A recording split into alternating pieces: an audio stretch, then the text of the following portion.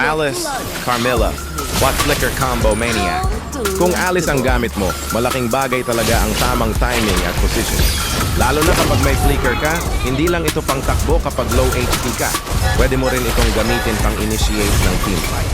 Eh dito may kasama tayong Carmilla. Grabe, ang ganda ng set niya. Pero higit sa magandang set, ang importante, alam mong makipag-combo sa kanya. Kapag nakita mong nagamit na ni Carmilla ang setup niya at magkakadikit ang kalaban, doon ka papasok. First skill muna para makalapit, then ultimate! At kapag kailangan mong baguhin agad ang posisyon, flicker! Kapag sabay-sabay mong nahuli ang kalaban, sobrang hirap nilang gumalaw. Lalo na kung may detyan sa kalaban. Kapag nagkataon na na-lockdown at nagamit niya ang ultimate sa gitna ng clash, mas lalo silang makakasya.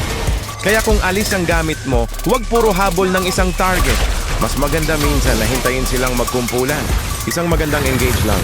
Pwede mong ma-pressure ang buong enemy team.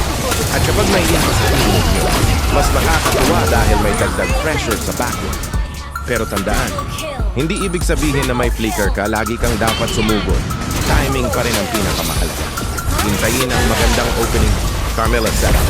First skill, ultimate, flicker. At kapag perfect ang pagkakasabay, ayun na. Hindi na makagalaw ang kalaban at biglang mania! Kaya kung alis main ka, tandaan. Positioning plus timing plus flicker. Malaking problema para sa kalaban. At kung may Carmilla kayong marunong mag-set, mas masarap talaga ang team fight. Follow back para sa marami pang gameplay!